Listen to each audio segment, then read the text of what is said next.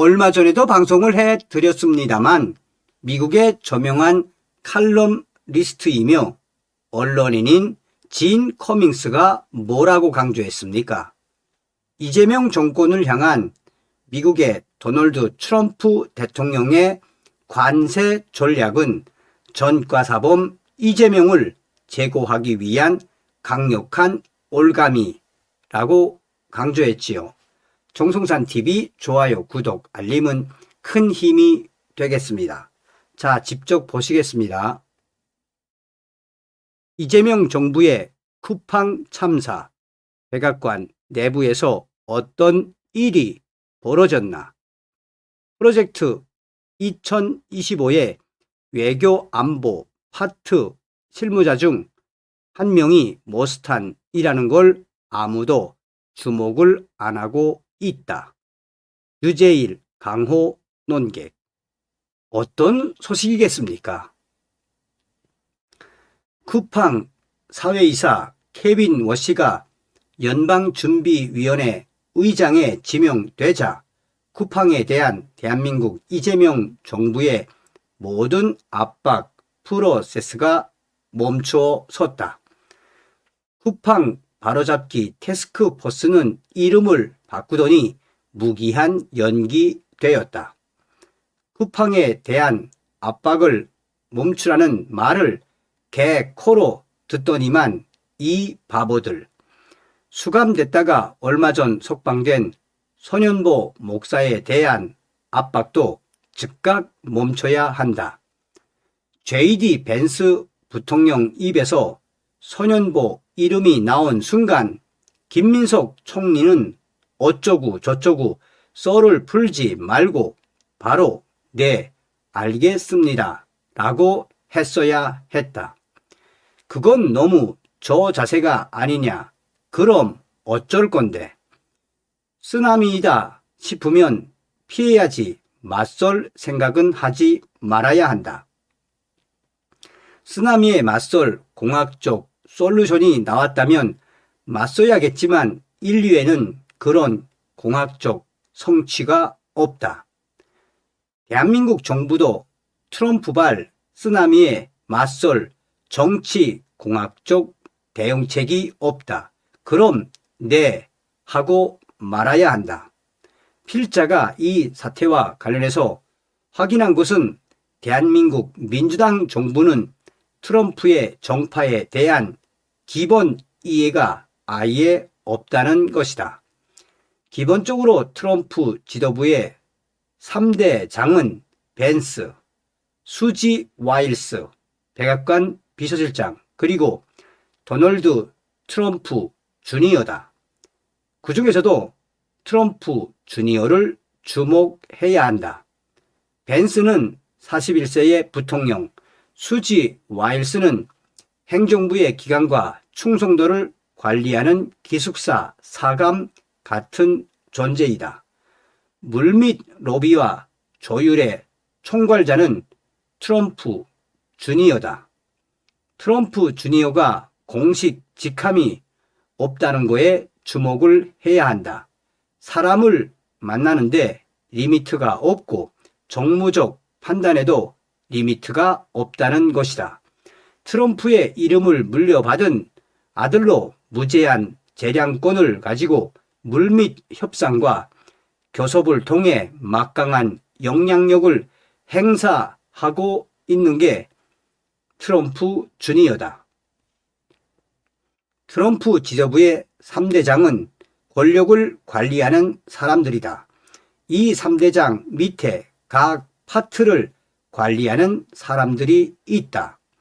마코 루비오 국무장관은 외교 정책을, 마이크 왈츠 유엔 주재 미국 대사는 대중국 압박을, 털시 게보드 국가정보국장은 첩보전과 인지전을 총괄한다. 일론 머스크가 대표적이다. 연방정부 효율화를 모색하며 비용 낭비다 싶으면 부처를 해산시킨다. 공무원을 해고하고 조직과 규제를 해제하는 방향으로 움직인다. 정부 효율부 공동 수장을 했던 일론 머스크와 비벡 라마스와미 39세 기업인 출신 정치인. 라마스와미가 행정부를 공격하는 역할을 한다면 러셀 보우트 예산관리국장은 예산을 꽉 잡고 관료 조직을 굴복시켜 장악하는 역할을 하고 있다.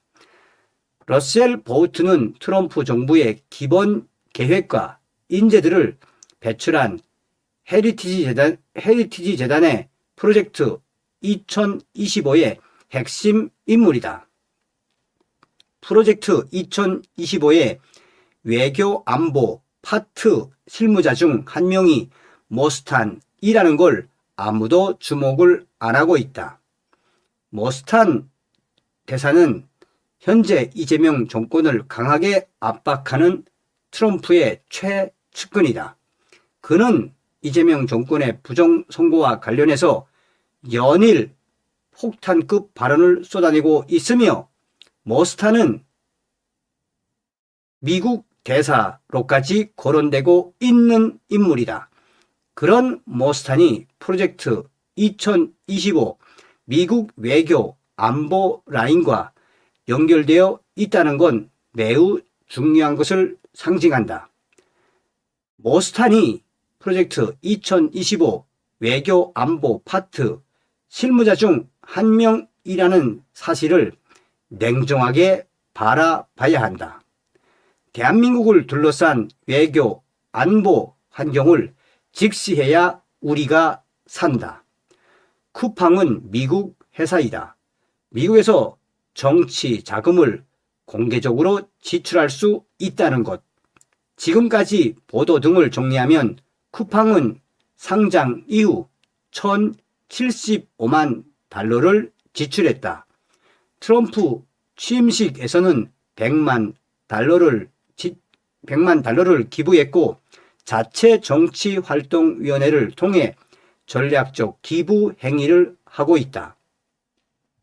미 연준 의장으로 지명된 케빈 워시를 사회이사로 고용하며 드는 비용은 이 로비 비용에서 빠져 있다.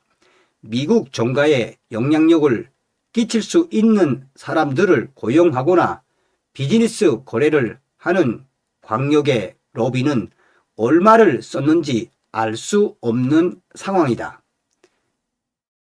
백악관 국가안보회의, 국무부, 상무부, 미국 무역대표부, 연방 상하원 등 전방위 로비 자금을 지출했으며 최근에는 미국 무역대표부에 집중하고 있다. 쿠팡을 옹호하는 핵심 로비 장군은 로버트 오브라이언 전 백악관 안보보좌관이다. 존 볼턴 후임으로 임명된 트럼프 1기의 국가안보수장이다. 현직은 아메리칸 글로벌 전략이라는 전략 컨설팅 회사 의장이다.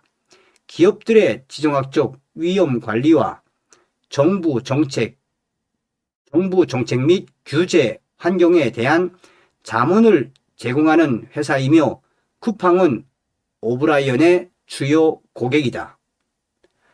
오브라이언은 버티크 로펌 라슨을 전직 연방 판사 스티븐 라슨과 공동 설립했으며 현재는 이 로펌의 명예 파트너이다. 우선 아메리칸 글로벌 전략이 컨설팅 및 로비를 하고 소송으로 이어질 경우 라슨 로펌이 나서는 이런 구조를 가지고 있다. 오브라이언은 한국공정거래위원회의 쿠팡 조사를 직접적으로 비판하는 이 언론 기고를 하며 쿠팡 사태에 등장했다. 한국의 규제가 미국 혁신 기업 쿠팡을 차별하고 있으며 이는 한미 동맹의 경제적 기반을 약화시킨다가 그의 논지이다. 그는 쿠팡에 대한 압박이 한국과 미국의 통상 갈등이 될 수 있다는 여러 시그널을 주었고 실제로 그렇게 되게 하기 위해 미국 무역 대표부 등에 로비를 했다. 최종적으로는 트럼프 지도부 3대장 중 하나인 JD 벤스가 대한민국 국무총리 김민석에게 쿠팡 문제 예의주시하고 있다는 강력한 메시지를 전달하게 한 것이다. JD 벤스가 쿠팡 문제와 손현보 목사를 동시에 이야기했다는 걸 설명하려면 오브라이언의 로비가 벤스 이전에 사전 조율 단계가 있다고 봐야 한다. 바로 그 사람은 트럼프 주니어다. 트럼프 주니어는 프로젝트 2025 그룹의 한국 우파 커넥션, 오브라이언을 통해 들어온 쿠팡 커넥션 2개를 묶어서 JD 벤스에게 전달했고, 벤스가 김민석에게 전달해 상황이 전개된 것이다. 이렇게 로비가 작동한 걸 전혀 모르고 있던 이재명 정부의 김민석 총리는 분위기 파악 못하고 쿠팡은 반미국적인 나쁜 기업이다를 시전하고 그 다음날 25% 관세를 두들겨 맞은 것이다. 케빈 워시가 연준 의장에 임명되자 그제서야 상황 판단이 된 한국의 이재명 정부. 쿠팡 태스크포스 엎어버리고 뭔 짓을 한 건지 아직도 사항이 파악이 안 된 한국 정부. 정말 대한민국 정치는 상황 관리가 엉망진창이라는 걸 느끼는 요즘이다. 다음 시간에 뵙겠습니다. 멸공.